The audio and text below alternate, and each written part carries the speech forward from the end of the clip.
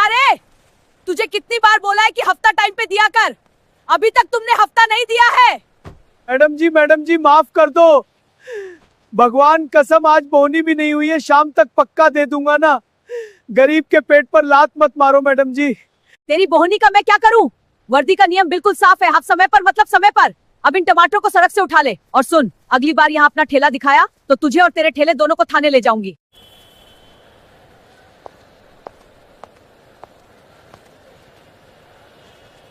Madam जी आपकी cold drink. और सुन, अगली बार बिना बोले बोतल बाहर होनी चाहिए। जी मैडम जी। भैया आज बॉर्डर से घर आ रहे हैं। भैया को काजू कतली बहुत पसंद है, आज तो वो बहुत खुश होंगे। जल्दी घर पहुंचती हूँ, उनके लिए खाना भी तो बनाना है।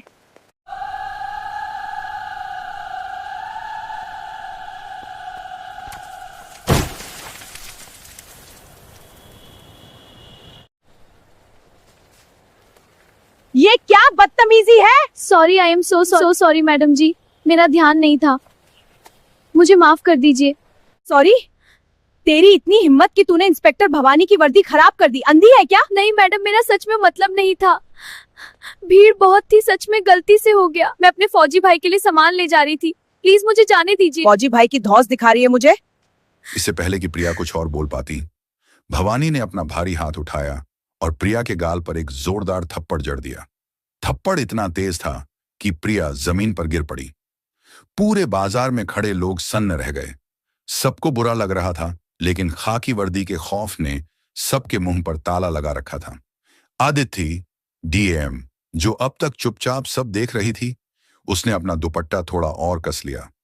उसकी आंखों में अब इंस्पेक्टर भवानी के लिए रहम की कोई गुंजाइश नहीं बची थी। प्रिया जमीन पर बैठी फूट फूट कर रो रही थी। उसने अपने कांपते हाथों से अपना मोबाइल निकाला। उसका भाई विक्रम बस शहर के बस स्टैंड पर पहुंच ही गया था। प्रिया ने रोते हुए विक्रम को कॉल मिलाया। जैसे ही विक्रम ने फोन उठाया, प्रिया सिसकते हुए बस इतना ही बोल पाई, भैया जल्दी आ जाओ, सुभाष मार्केट में एक पुलिस वाली मुझे बहुत मार रही है, भैया मुझे बचा लो। फोन स्पीकर पर था। उधर से विक्रम की भारी और घबराई हुई आवाज आई, प्रिया क्या हुआ, कौन मार रहा है तुझे? तू रोना बंद कर, मैं बस 5 मिनट में वहां पहुंच रहा हूं। भवानी ने यह सुना तो जोर से हंसी। उसने प्रिया के हाथ से फोन छीन लिया और कॉल काट दी और बोली, बुला ले अपने फौजी भाई को, आज मैं भी देखती हूं कि वो आर्मी वाला इस पुलिस वाली का क्या बिगाड़ लेता है। आज तो मैं तुझे सरकारी काम में रुकावट डालने के जुर्म में ऐसी धारा लगाकर अंदर करूंगी कि तेरी पूरी जवानी जेल में सड़ेगी। भवानी ने प्रिया के बाल पकड़कर उसे जमीन से उठाया। मासूम प्रिया बस रो रही थी और बार बार कह रही थी, मुझे छोड़ दो, मेरी कोई गलती नहीं है। दूर खड़ी अदिति ने अब अपनी जेब से फोन निकाला।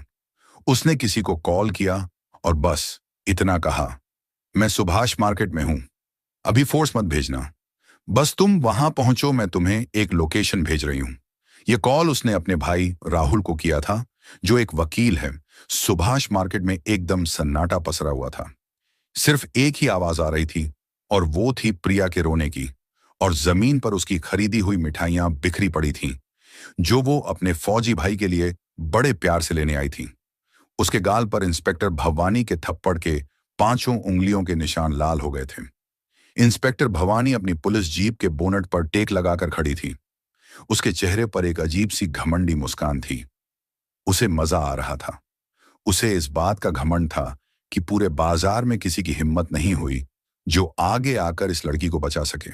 ये आजकल के बच्चे जरा सी पुलिस की वर्दी देख लेते हैं तो घबरा जाते हैं और बात करते हैं। फौजी भाई की भवानी ने अपने पास खड़े हवलदार से कहा और जोर से हंसने लगी। हवलदार भी चमचागिरी करते हुए हंसने लगा। भीड़ में खड़ी आदिति डीएम की नजरें लगातार भवानी पर ही टिकी थीं। अदिति के चेहरे पर कोई भाव नहीं था, लेकिन अंदर ही अंदर उसका खून खौल रहा था। उसने अपने फोन का कैमरा ऑन कर लिया था और चुपचाप वीडियो बना रही थी। एक डीएम होने के नाते उसे पक्के सबूत चाहिए थे। वो जानती थी कि आज भवानी का घमंड टूटने वाला है। बस सही वक्त का इंतजार था। तभी बाजार के दूसरे कोने से एक लड़का भीड़ को चीरते हुए पागलों की तरह भागता हुआ आ रहा था। उसके कंधे पर एक बड़ा सा आर्मी का हरा बैग था। उसने सिंपल सी टी शर्ट और जीन्स पहनी हुई थी, लेकिन उसकी चाल और उसकी बॉडी बता रही थी कि वो कोई आम इंसान नहीं है। उसके पैरों में आर्मी वाले भारी बूट थे, जिनकी आवाज जमीन पर जोर जोर से आ रही थी। ये विक्रम था, जो विक्रम पिछले 10 महीने से बॉर्डर पर ड्यूटी कर रहा था। वो बस यही सोचकर घर आ रहा था कि अपनी छोटी बहन प्रिया के हाथ का बना खाना खाएगा और अपनी मां के गले लगेगा। लेकिन बस स्टैंड पर उतरते ही उसे प्रिया का वो रोता हुआ फोन आ गया। विक्रम ने न बैग देखा न रास्ता, बस एक ऑटो वाले को पैसे फेंके और दौड़ता हुआ मार्केट पहुंच गया। भीड़ को हटाते हुए जैसे ही विक्रम बीच में आया, उसके कदम अचानक रुक गए। सामने का नजारा देखकर विक्रम का दिल बैठ गया। उसकी लाडली बहन, जिसे उसने बचपन से कभी एक खरोंच तक नहीं लगने दी थी, वो जमीन पर बैठी रो रही थी। उसका दुपट्टा मिट्टी में सना था और गाल सूजा हुआ था। पास ही एक महिला पुलिस इंस्पेक्टर हाथ में डंडा ली खड़ी थी। विक्रम के हाथ से उसका बैग छूटकर जमीन पर गिर गया। प्रिया विक्रम के मुंह से एक भारी आवाज निकली। प्रिया ने जैसे ही अपने भाई की आवाज सुनी, वो एक झटके में उठी और दौड़कर विक्रम के गले लग गई। भैया, भैया आ गए आप? इन्होंने मुझे मारा भैया, मेरी कोई गलती नहीं थी, मैंने कुछ नहीं किया। प्रिया विक्रम के सीने से लगकर ऐसे रोने लगी जैसे कोई छोटा बच्चा अपनी मां को देखकर रोता है। विक्रम का दिल अंदर से छलनी हो गया। उसने प्रिया के सिर पर हाथ फेरा और उसे शांत करते हुए कहा, चुप हो जा मेरी गुड़िया, तेरा भाई आ गया है ना, अब कोई तुझे हाथ नहीं लगाएगा, रोना बंद कर। विक्रम ने प्रिया का चेहरा अपने हाथों में लिया और उसके गाल पर थप्पड़ का लाल निशान देखा।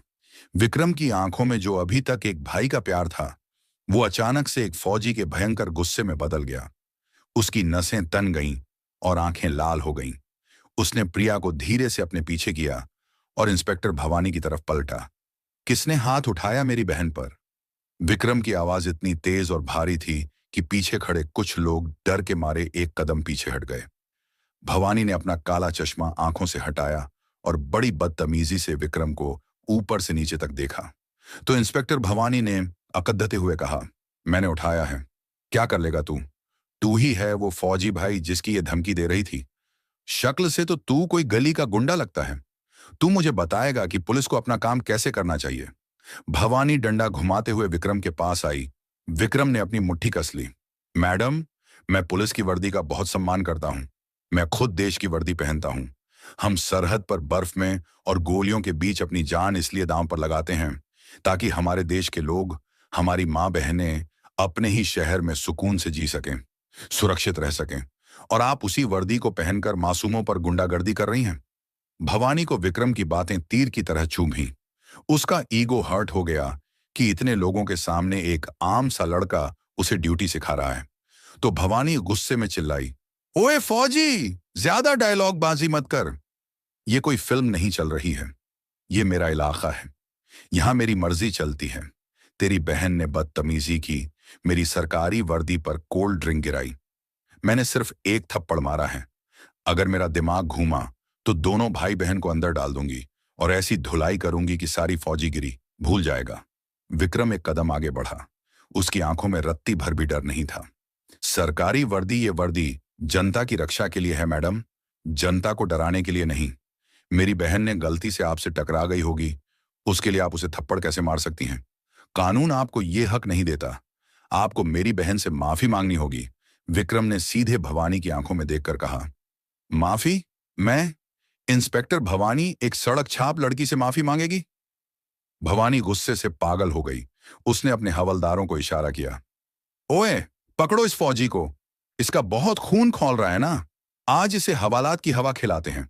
दोनों को गाड़ी में डालो, इन पर पुलिस पर हमला करने का केस ठोकूंगी। दो मोटे मोटे हवलदार विक्रम की तरफ आगे बढ़े। एक ने विक्रम का कॉलर पकड़ने की कोशिश की। विक्रम ने बस अपना एक हाथ उठाया और उस हवलदार का हाथ इतनी जोर से मरोड़ा कि हवलदार दर्द से चीख पड़ा। विक्रम ने उसे हल्का सा धक्का दिया और वो सीधा जीप से जा टकराया। मैंने कहा ना, मैं वर्दी का सम्मान करता हूं, इसलिए हाथ नहीं उठा रहा। लेकिन अगर किसी ने मेरी बहन को छूने की भी कोशिश की तो मैं ये भूल जाऊंगा कि सामने पुलिस है या गुंडा। विक्रम की दहाड़ पूरे बाजार में गूंज उठी। अब भवानी का पारा 7वें आसमान पर पहुंच गया। पूरे बाजार के सामने उसकी बेइज्जती हो रही थी। उसने अपना डंडा कसकर पकड़ा और खुद विक्रम की तरफ दौड़ पड़ी। वो सीधे विक्रम के सिर पर डंडा मारने वाली थी।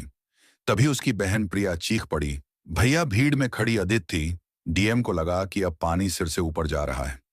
उसने अपना फोन जेब में रखा और आगे बढ़ने के लिए अपना पहला कदम उठाया।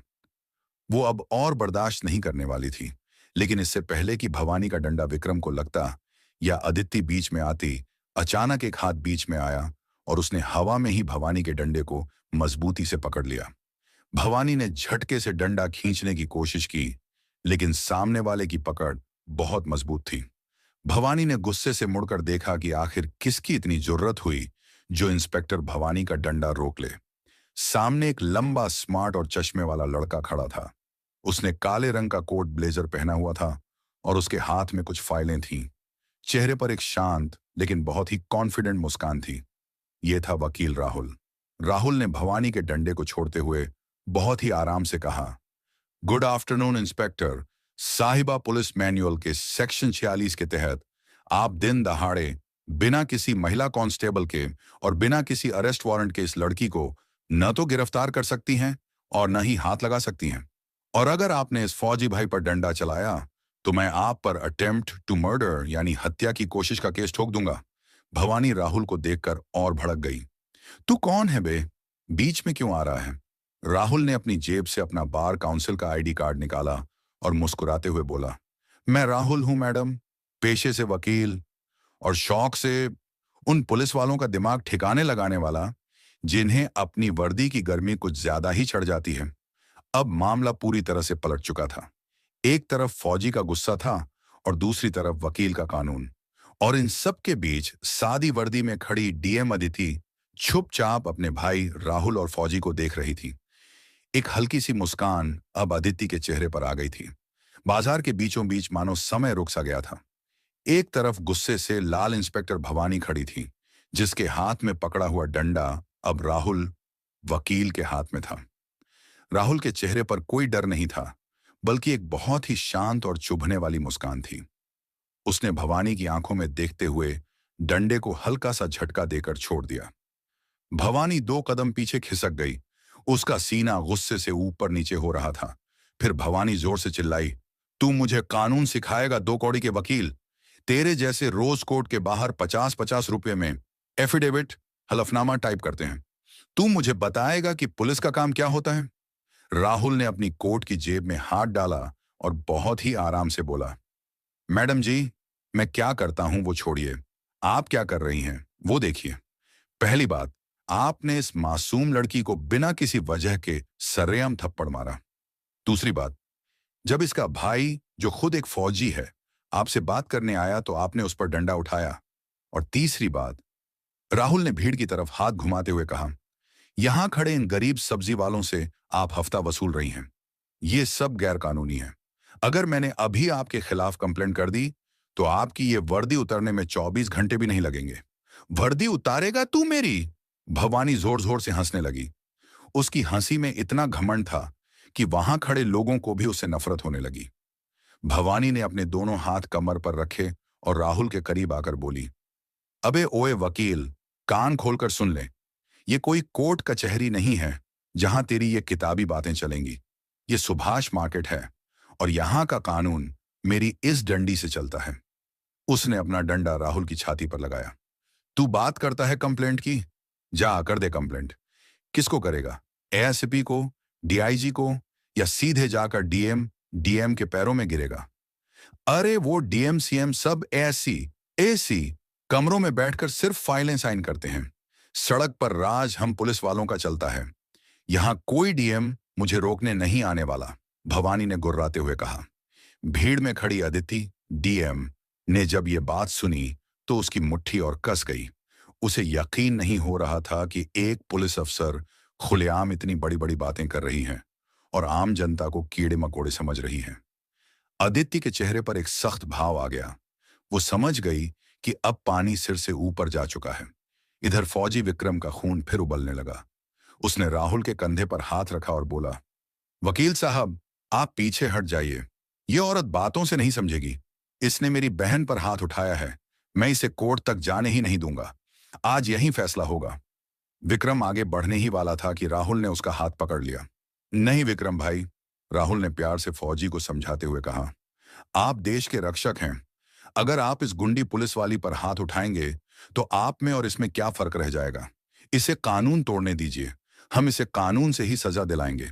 आप बस अपनी बहन को संभालिए। राहुल की बात सुनकर विक्रम रुक गया। उसने प्रिया को अपने पीछे कर लिया, लेकिन उसकी नजरें भवानी पर ही गड़ी थीं, जैसे कोई शेर अपने शिकार को देख रहा हो। भवानी को राहुल की बात सुनकर और भी ज्यादा आग लग गई। गुंडी? तूने मुझे गुंडी कहा? तेरी इतनी हिम्मत? भवानी ने अपने हवलदारों की तरफ देखकर जोर से आवाज लगाई। अरे खड़े क्या हो तमाशा देखने के लिए? डालो इन तीनों को जीप में। इस फौजी की सारी हेकड़ी मैं थाने में निकालती हूं और इस वकील के तो हाथ पैर तोड़कर ऐसा केस बनाऊंगी कि जिंदगी भर कोर्ट की सीढ़ियां नहीं चढ़ पाएगा। पकड़ो इन्हें। हवलदार आगे बढ़े। विक्रम ने भी अपने हाथ की स्लीव्स, बाहें ऊपर कर लीं। वो अब किसी भी हाल में अपनी बहन और राहुल को हाथ नहीं लगाने देने वाला था। माहौल एकदम गर्मा गया था। ऐसा लग रहा था कि बस अब बाजार में खून खराबा होने ही वाला है। तभी भवानी खुद राहुल की तरफ झपटी। उसका ईगो इतना हर्ट हो चुका था कि वो अपने हाथों से राहुल को मारना चाहती थी। उसने अपना डंडा हवा में उठाया और राहुल के सिर पर पूरी ताकत से मारने के लिए हाथ नीचे किया। लेकिन इससे पहले कि वो डंडा राहुल को लगता, भीड़ को चीरते हुए एक औरत अचानक सामने आ गई। उसने बहुत ही साधारण सा कॉटन का सूट पहना हुआ था, चेहरे पर दुपट्टा बंधा था और आंखों पर एक सिंपल सा चश्मा था। उस औरत ने आगे बढ़कर भवानी का हाथ बीच हवा में ही पकड़ लिया। उसकी पकड़ इतनी मजबूत और सख्त थी कि भवानी का हाथ वहीं के वहीं रुक गया। भवानी ने गुस्से से उस औरत की तरफ देखा। उसे लगा कि बाजार की कोई आम औरत बीच बचाव करने आ गई है। ऐ औरत, तेरा दिमाग खराब है क्या? पुलिस के काम में दखल दे रही है? छोड़ मेरा हाथ, वरना तुझे भी इसी जीप में ठूंस दूंगी। भवानी उस औरत पर बुरी तरह चिल्लाई और उसे धक्का देने की कोशिश की, लेकिन वो औरत अपनी जगह से 1 इंच भी नहीं हिली। उसने उल्टा भवानी का हाथ झटके से नीचे कर दिया और उसे 1 कदम पीछे धकेल दिया। भवानी का मुंह खुला का खुला रह गया। एक आम सी दिखने वाली औरत की इतनी हिम्मत! वो पागलों की तरह उस औरत पर झपटने वाली थी। तभी वकील राहुल के चेहरे पर एक बहुत ही चौड़ी और सुकून वाली मुस्कान आ गई। उसने विक्रम के कंधे पर हाथ रखा और भवानी की तरफ देखकर जोर से बोला, इंस्पेक्टर साहिबा, अपनी औकात में रहिए। आप जिस पर हाथ उठाने जा रही हैं और जिसे आप धक्का दे रही हैं, वो सिर्फ मेरी बहन नहीं है। भवानी रुकी। उसके माथे पर पसीना आ गया। बाजार में सन्नाटा छा गया। सब बस उसी साधारण सी औरत को देख रहे थे। राहुल ने अपनी बात पूरी करते हुए कहा, यह कोई आम औरत नहीं है इंस्पेक्टर साहिबा। ये इस जिले की नई collector, district magistrate, DM Aditi हैं। राहुल के मुंह से ये शब्द निकलते ही पूरे सुभाष मार्केट में ऐसा सन्नाटा छा गया, मानो किसी ने बाजार का म्यूट बटन दबा दिया हो। जो लोग दूर खड़े तमाशा देख रहे थे, वो भी अपनी जगह पर बुत बनकर खड़े रह गए। भवानी के हाथ से उसका घमंड वाला डंडा छूटकर जमीन पर थक से गिरा। उस साधारण सी सूती सूट वाली औरत ने धीरे से अपने चेहरे से दुपट्टा हटाया और अपना चश्मा उतारा। उसका चेहरा एकदम शांत था, लेकिन उसकी आंखों में एक ऐसी चमक और सच्चाई थी जो किसी भी झूठे इंसान को डराने के लिए काफी थी। उसने अपनी जेब से अपना सरकारी आईडी कार्ड निकाला और भवानी के चेहरे के ठीक सामने कर दिया। District magistrate Aditi Sharma. अदिति ने बहुत ही ठंडी और सख्त आवाज में कहा। भवानी के चेहरे का रंग ऐसे उड़ीच गया जैसे किसी ने उसका खून चूस लिया हो। उसके माथे पर पसीने की बूंदें चमकने लगीं और उसके पैर कांपने लगे। जो भवानी अभी तक शेरनी बनी हुई थी, वो अब एक भीगी बिल्ली बन चुकी थी। मैडम, मुझे पता नहीं था कि आप। भवानी के मुंह से शब्द ही नहीं निकल रहे थे। वो हकला रही थी। अदिति ने आईडी कार्ड वापस जेब में रखा और भवानी की आंखों में सीधे देखते हुए कहा, तुम्हें पता नहीं था? इसका मतलब है कि अगर मेरे सामने कोई आम औरत होती तो तुम उसे बेदर्दी से पीट देती, सिर्फ इसलिए क्योंकि तुम्हारे शरीर पर यह खाकी वर्दी है। भवानी ने नजरें नीचे कर ली। वो कुछ नहीं बोल पाई। तुम अभी कह रही थी ना इंस्पेक्टर कि डीएम सिर्फ एससी एसी कमरों में बैठकर फाइलें साइन करते हैं। अदिति ने आगे बढ़कर कहा, तुम्हें क्या लगा सरकार हमें जो कुर्सी देती है वो सिर्फ आराम करने के लिए है? मैं पिछले आधे घंटे से इसी बाजार में खाड़ी डाडी होकर तुम्हारी सारी गुंडागर्दी देख रही थी। तुमने एक गरीब सब्जी वाले का ठेला पलट दिया, इस मासूम लड्ढकी को बिना बात के थप्पड़ मारा, और जब एक फौजी भाई अपनी बहन को बचाने आया तो तुमने उस पर भी डंडा उठाया। पास खद्दे हवलदार, जो अभी तक विक्रम और राहुल को पकड़ने के लिए उछल रहे थे, वो डर के मारे 2 कदम पीछे खिसक गए। उन्हें समझ आ गया था कि आज उनकी मैडम की नौकरी जाने वाली है। अदिति की आवाज अब और तेज हो गई। ये वर्दी जो तुमने पहनी है ना भवानी, ये तुम्हें जनता की रक्षा करने के लिए दी गई है, उन पर अपना जोर आजमाने के लिए नहीं। तुमने इस वर्दी का सरेआम मजाक बनाया है। तुम्हें तो पुलिस डिपार्टमेंट में रहने का कोई हक ही नहीं है। भवानी रोने जैसी हो गई। उसने हाथ जोड़ ढाला ली। मैडम, प्लीज मुझे माफ कर दीजिए, मुझसे बहुत बड़ी गलती हो गई। आइंदा ऐसा नहीं होगा मैडम। मेरी नौकरी। गलती? अदिति ने उसे बीच में ही रोक दिया। यह गलती नहीं थी इंस्पेक्टर, यह तुम्हारा घमंड था, और घमंड की माफी नहीं होती, सजा होती है। अदिति ने अपने भाई राहुल की तरफ देखा और बोली, राहुल, एसपी साहब को कॉल लगाओ और कहो कि इंस्पेक्टर भवानी को मैंने ऑन द स्पॉट सस्पेंड कर दिया है। इनके खिलाफ डिपार्टमेंटल इंक्वायरी जांच बैठेगी और इन पर अपनी पावर का गलत इस्तेमाल करने और एक आम नागरिक पर हाथ उठाने का केस भी दर्ज होगा। ये सुनते ही भवानी धड्डा हाम से जमीन पर गिर पड्डी और रोने लगी। लेकिन बाजार में खड्डे किसी भी इंसान को उस पर तरस नहीं आ रहा था। सबको लग रहा था कि आज भगवान ने सही इंसाफ किया है। अदिति ने भवानी की तरफ से मुंह मोद्दा और प्रिया के पास गई। प्रिया अभी भी डरी हुई थी और विक्रम के पीछे खड़ी ही थी। अदिति के चेहरे पर अब कोई गुस्सा नहीं था। उसके चेहरे पर एक बड़ी बहन वाला प्यार था। उसने प्रिया के पास जाकर बहुत ही नरमी से उसके दोनों हाथ पकड़ दींच लिए। मुझे माफ कर दो बेटा, अदिति ने बहुत ही इमोशनल आवाज में कहा। प्रशासन और पुलिस की तरफ से मैं तुमसे माफी मांगती हूं। तुम अपने फौजी भाई के लिए खुशी खुशी मिठाई लेने आई थी और तुम्हें यह सब सहना पड़ा। ये निशान, प्रिया के गाल की तरफ इशारा करते हुए, तुम्हारे गाल पर नहीं, हमारे सिस्टम के मुंह पर एक तमाचा है। लेकिन मैं वादा करती हूं, अब इस शहर में कोई भी पुलिस वाला किसी मासूम पर हाथ उठाने से पहले 1000 बार सोचेगा। यह सुनकर प्रिया की आंखों से आंसू छलक पड़े। उसने बस धीरे से सिर हिलाया और अदिति को देखकर मुस्कुरा दी। उसे अब बहुत सुकून मिल रहा था। फिर अदिति विक्रम की तरफ मुद्दी। विक्रम की आंखों में अब गुस्सा नहीं, बल्कि अदिति के लिए बहुत इज्जत थी। अदिति ने पीछे हटकर विक्रम को देखा और फिर पूरे सम्मान के साथ अपना दायां हाथ उठाया और एक शानदार सैल्यूट किया। आप सरहद पर बर्फ में और गोलियों के बीच खड्डाढ़े होकर इस देश की रक्षा करते हैं विक्रम जी। आप हमारी असली ढाल हैं, अदिति ने कहा। यह हमारी जिम्मेदारी है कि जब आप वहां हमारे लिए लड़डियच रहे हों तो आपके पीछे आपका परिवार यहां अपने ही शहर में सुरक्षित रहे। आज जो हुआ उसके लिए मुझे बहुत अफसोस है। आप अपनी बहन को लेकर शान से अपने घर जाइए। आज के बाद कोई भवानी आपको परेशान नहीं करेगी। विक्रम का सीना गर्व से चौड़ा हो गया। उसने भी पूरे फौजी अंदाज में अदिति को सैल्यूट वापस किया। जय हिंद मैडम, आज आपने साबित कर दिया कि जब एक सही अफसर कुर्सी पर बैठता है तो आम जनता को किसी से डरने की जरूरत नहीं पड़ जाती। राहुल ने विक्रम से हाथ मिलाया और बोला, भाई छुट्टियां एंजॉय करो और बहन के हाथ का बढ़िया खाना खाओ। कोई लीगल जरूरत पड़ जाए तो तुम्हारा ये वकील भाई हमेशा हाजिर है। विक्रम ने मुस्कुराकर राहुल को गले लगा लिया। उसने जमीन से अपनी बहन की मिठाइयां और अपना आर्मी वाला बैग उठाया। उसने प्रिया का हाथ पकड़ा और बाजार से बाहर की तरफ चल दिया। आदित्य और राहुल ने उन्हें जाते हुए देखा। दोनों भाई बहन, डीएम और वकील के चेहरे पर एक संतुष्टि वाली मुस्कान थी। जैसे ही विक्रम और प्रिया वहां से गए, पूरे बाजार में अचानक से जोर जोर से तालियां बजने लगीं। सब्जी वाले, रिक्शे वाले, दुकानदार और वहां खड्डी औरतें सब खुशी से ताली बजा रहे थे। आज उन्होंने अपनी आंखों के सामने सच की जीत और एक असली अफसर की ताकत देखी थी। जमीन पर बैठी भवानी अपना मुंह छुपाकर रो रही थी और अदिति अपने भाई राहुल के साथ अपनी गाड़ी की तरफ बरा गई। शहर को उसका नया रक्षक मिल चुका था, जो खाकी में नहीं बल्कि सादी वर्दी में था। तो दोस्तों, यह कहानी केवल मनोरंजन और शिक्षा के उद्देश्य से बनाई गई है। इसमें दिखाए गए सभी पात्र, घटनाएं और संवाद काल्पनिक हैं। किसी भी वास्तविक व्यक्ति, संस्था या घटना से इनका कोई संबंध नहीं है। कृपया इसे केवल कहानी के रूप में देखें और इसका आनंद लें।